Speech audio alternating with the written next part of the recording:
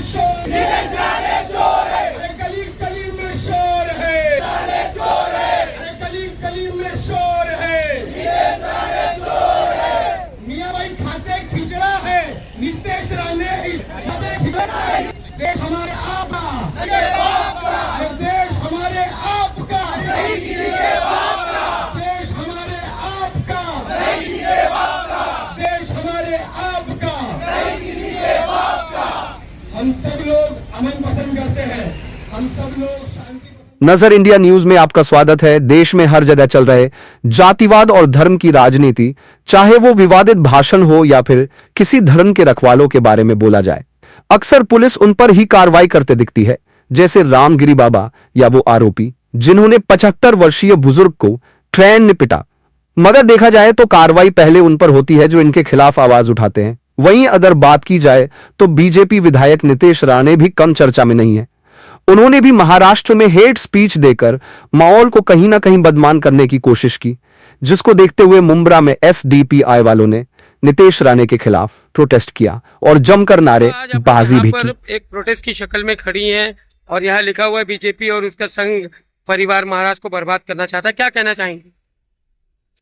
देखिए, जो देश भर में एंटी मुस्लिम पॉलिटिक्स चल रही है, हर जगह हम देखते हैं कि मुसलमान की चुन चुनकर मॉब लिंचिंग की जा रही है, उनको टारगेट किया जा रहा है। हेलो, जो लोग आए हुए हैं भाई पीछे खड़ी करके आ जाए, भाई को पीछे लगा दे और आ जाए। मीटिंग के लिए लेफ्ट साइड में रखा हुआ है, फर्स्ट सिटीजन है, लेकिन जो मौजूदा सरकार है लगातार इस कोशिश में लगी है बाइक को आगे पीछे लगा देगा और में बना दो बाइक को लगाने का कि हम first citizen of the country, हमने बराबर का हिस्सा लगाया है इसकी आजादी में, इसलिए हम किसी भी करेंगे। और उनकी जो एंटी मुस्लिम पॉलिटिक्स है उसके खिलाफ हम सभी एक प्लेटफॉर्म पे खड़े हैं। आज का हमारा ये धरना प्रदर्शन social democratic party of India की तरफ से रखा गया है। पूरे महाराष्ट्र में हर जिला में जहां जहां social democratic party of India है, वहां पर हम ये पैगाम देना चाहते हैं शांति का। जिस तरीके से आप लोग देख रहे हैं कि किस तरीके से मुस्लिम विरोधी जो राजनीति चल रही है इस राज्य के अंदर, आने वाले इलेक्शन से पहले इनको ऑलरेडी स्क्रिप्ट करके दिया हुआ है कि ये भाषण, भड़काऊ भाषण देकर मुसलमानों के बीच एक आपसी नफरत पैदा करना चाहते हैं, हिंदू मुस्लिम राजनीति करना चाहते हैं। लेकिन इन लोगों को पता नहीं है, लोकसभा इलेक्शन में हमारी जनता बता चुकी है कि किस तरीके से हम आपसी भाईचारा रखते हैं। और आने वाले महाराष्ट्र में जो विधानसभा इलेक्शन है, ये भी हम बता देंगे कि जितनी भी फिस्ताई ताकत है उसको किस तरीके से खत्म किया जाए इस राज्य में। ये जो बीजेपी सरकार, आज शिंदे सरकार जिस तरीके से हमला बोल रही है, एक महाराज जिस तरीके से नबी सल्लल्लाहु अलैहि वसल्लम के ऊपर टिप्पणी करता है और उसके सपोर्ट में बात करता है, उसे मालूम होना चाहिए कि वो एक समुदाय का चीफ मिनिस्टर नहीं है, वो पूरे महाराष्ट्र का चीफ मिनिस्टर है। इसी तरीके से जिस तरीके हम लोग ने ये प्रोटेस्ट रखा हुआ है, हर राज्य में हमारा ये पैगाम हम पहुंचाना चाहते हैं कि जिस तरीके से ये मनोवाद, फिस्ताई ताकत ये लोग लाना चाहते हैं एक विचारधारा को, हम इनको बताएंगे कि हम शाहू महाराज की विचारधारा को मानने वाले हैं, अंबेडकर के संविधान को मानने वाले हैं। हम यहाँ पर कोई दंगा फसाद नहीं करने देंगे। जब कोई दंगाई आएगा, social democratic party of India उसका सामना करेगी। एसडीपीआई जिंदाबाद, एसडीपीआई जिंदाबाद, एसडीपीआई जिंदाबाद।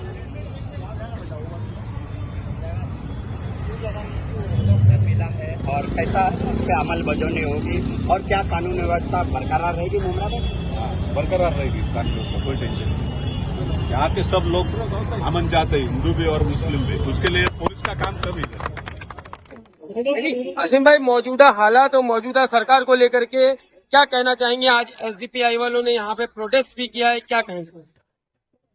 देखिए, मौजूदा हालात आप लोग बाकायदा देख रहे हैं कि किस तरीके से ये सरकार नफरत की राजनीति को बढ़ावा दे रही है।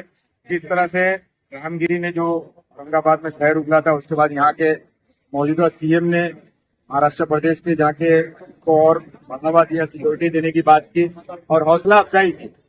और आज उसी के चलते मैं ज्यादा बड़े पैमाने पर नहीं, लेकिन मेरे शहर के सतह पे बोल सकता हूँ कि कुछ लोग ऐसे हैं कि उसी की गोद में बैठे हुए हैं, इसी नफरत को बढ़ावा देने वाले मुख्यमंत्री के साथ में बैनर और होर्डिंग लगा के हमारे इलाकों में आके हमसे वोट की अपील करते हैं। मुमता की आवाम, हमारे शहर के जो होशियार पढ़े लिखे जागरूक लोग हैं, वो बाकायदे जानते हैं वो किसी बहकावे में आने वाले नहीं है। वो जैसा लोकसभा के इलेक्शन में यहाँ से एक पुष्ट वोट अपोजिशन को बैलेंस हो गया था, उसी तरीके से आगे का जो इलेक्शन है उसी के चलते ये सब सारी नफरती जो राजनीति हो रही है, चाहे मॉब लिंचिंग हो रही है, चाहे रामगिरी ने जो कुछ भी जहर उगला, नीतीश राणे ने जो भोंक रहा है, सब कुछ उसी के चलते हो रहा है कि ये दिखाया जाए कि हम मुस्लिम विरोधी हों। और जो कुछ नफरती चिंटू जो होंगे, मैं मानता हूँ कि हमारे हिंदू भाई भी ना सब अमन पसंद, सेकुलर पसंद है, कोई नफरती चिंटुओं के बहकावे में आने वाले नहीं है। और यहाँ की आवाम मुमरा की तो खासतौर से बेदार है। जो लोग आज उनकी गोद में जाके बैठे हैं और शहर के अंदर आके हम तुम्हारे भाई हैं, तुम्हारे बीच के हैं, अपना भाई यहाँ पे चाहिए, तो भाई यहाँ इमामत के लिए इमाम नहीं सुन रहे। और दूसरी चीज ये है कि भाई को ना वरासत में हिस्सा देते हैं, ना कि मॉब लिंचिंग में हिस्सेदार बनाएंगे कि तुम हमारे लोग काटे जाए और तुम जाके वहाँ सत्ता का सुख भोगो और उन लोगों के साथ में होर्डिंगें लगाओ जो गुस्ताखे रसूल को जाके हौसला अफजाई करे और उनके साथ में जाके आप लोग काफी लोग बाकायदे जाके कलवा में देख सकते हैं कौन किसके साथ होर्डिंगें लगा के और लोगों के को सपोर्ट कर रहा है और यहाँ आके मुस्लिम होने का राग लग रहा है। तो ये बिल्कुल मुमरा की आवाम बर्दाश्त नहीं करेगी, चाहे वो मिलने का इलेक्शन हो या कॉरपोरेशन हो, किसी भी तरीके से कोई बहकावे में नहीं आने वाला जो सेक्युलर होगा, जो हमारे मुद्दे को। और दूसरी एक चीज और है भाई कि जो ये काम के नाटक कर रहे ना, तो काम का मामला ऐसा है कि हॉस्पिटल हो गया, कब्रिस्तान है, महानगर पालिका के कॉर्पोरेटर्स की जिम्मेदारियां थी। जो लोग स्कैम में, करप्शन में जिम्मेदार थे, आज वही लोग पलटी मार के दूसरों के साथ में खड़े, तो अब ईमानदार हो गए। और तीसरी बात ये कि विधानसभा में भेजा जाता है हमारे शहर के मसलों को उठाने के लिए, हमारी कौम के या हमारे मुद्दों को उठाने के लिए। जब तुम उन्हीं जालिमों की गोद में बैठो, तुम क्या लॉलीपॉप लेके बैठे रहोगे, तो तुमसे कोई उम्मीद नहीं की जा सकती, ना तुमको वहां पे भेजने की, ना तुम्हारी लायकी है। बस आप लोग समझदार है, समझदार के लिए इशारा काफी। और मुमरा की आवाम जो है ना बेहद समझदार है, हर कोई जानता है कौन किसके साथ है, कौन किसकी गोद में बैठा है, कौन किसको रिपोर्टिंग करता है। तो कोई भी यहाँ से उनके साथ में जाना या जो जालिमों के साथ में जालिमों का साथी है उसका हामी यासिर यहाँ से मुमरा से कोई होगा नहीं ना। उसको हाँ, उसके कुछ चट्टे बट्टे जो इलीगल काम वाम कर रहे होंगे वो उसके साथ में जाएंगे, दिखेंगे, लेकिन आम आवाम बिल्कुल बर्दाश्त नहीं करेगी। गुस्ताखे रसूल को हौसला अफजाई करने वाले के साथ में बैठने वालों को, साथ में होर्डिंग लगाने वालों को मुमरा की आवाम हरगिज बर्दाश्त नहीं करेगी। आज मुमरा में प्रोटेस्ट रखा गया था, क्या प्रोटेस्ट था, क्या पूरी जानकारी दोगे? देखिए, प्रोटेस्ट रखने का मकसद जो है, हिंदुस्तान के अंदर इतिहास में 78 सालों में आज तक ऐसा नहीं हुआ जो आज 14-15 सालों में हो रहा है। जो गंदी राजनीति चलाई जा रही है, खास तौर से एक मुसलमानों के पीछे इन लोगों ने जो छोड़े हैं इस तरह से कि पूरे महाराष्ट्र के अंदर कभी कोई साधु अपने उनकी तरफ से कोई बिट करता है, कभी कोई एमएलए इस तरह से करता है। मुझे तो शर्म आ रही है कि एक एमएलए की पद में रह करके वो आदमी इस तरह की गुंडे सी बात करता है। उसको उस जगह पे रहने का हक ही नहीं है कि वो सत्ता में रह करके इस तरह की बात करे, गुंडागर्दी। तो ये तो पार्टी के ऊपर लानत है जो उसको अभी तक रखा हुआ।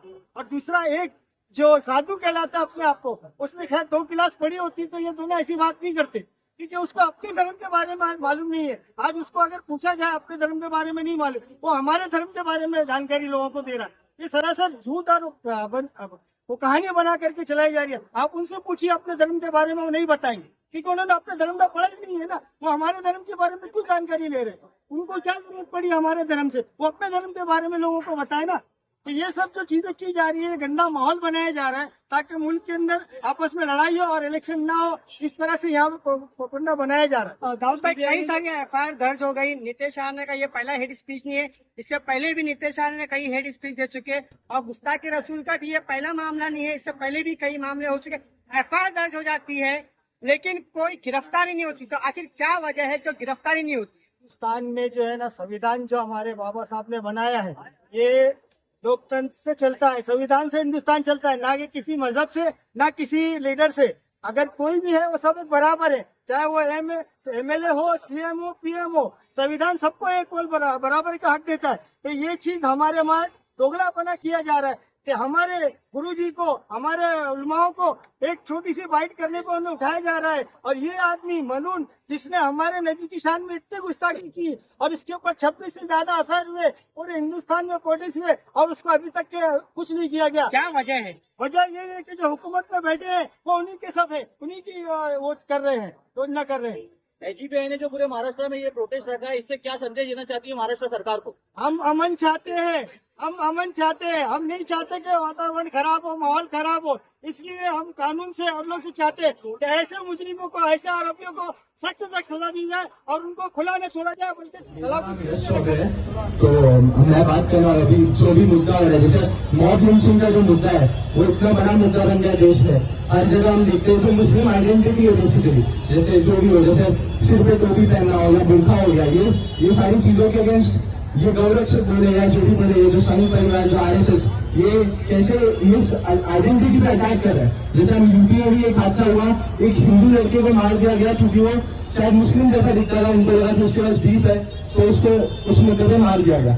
अब जैसे ये गौरक्षक का पूरा मुद्दा है, तो इसमें गौरक्षक जैसे क्या है, मतलब ये 20-30 साल के जो लड़के होते हैं यूजुअली, अब गवर्नमेंट एम्प्लॉयमेंट तो दे नहीं पा रही है, तो मुद्दे पर क्या नहीं करेंगे, क्योंकि 20-30 साल के लड़कों को एम्प्लॉयमेंट नहीं मिलेगी तो सड़क पे आएंगे, बात रखेंगे कि एम्प्लॉयमेंट नहीं दी जा रही। तो जैसे गौरक्षकों का मुद्दा है, ये मुद्दा गवर्नमेंट ने सामने रख दिया। तो अभी 20-30 साल के लड़के जिनको लगता है कि उनको धर्म के नाम पे उनका ब्रेन वॉश करा जा रहा है, उनको बोला जा रहा है कि ये जैसे मुस्लिम लोग हैं तो मुस्लिम आइडेंटिटी है, इनके खिलाफ लड़ो, तो वो एम्प्लॉयमेंट की मांग करने से भटक के वो ये सारी चीजों पर लड़े जा रहे हैं। तो ये सारी जो है इंडियन स्टेट जो है, मतलब गवर्नमेंट के, इनका मुद्दा है कि जो असली मुद्दे हैं, जैसे रोजगार नहीं मिल रहा है, लोगों के घर में राशन पानी महंगा हो गया, ये सारे मुद्दों से भटका के लोग इस मुद्दे पे लेके आ रहे हैं कि जो धर्म के नाम पे लड़ाई कराई जा रही है। इससे गवर्नमेंट को यही फायदा है कि जब इलेक्शन आएगा तो बोलेंगे कि जो हिंदू है वो सोचेंगे कि हिंदू पार्टी को वोट देगा, जो हिंदुओं की पार्टी है, जो बीजेपी को वोट आती है, जबकि किसी की भी पार्टी नहीं है असल में,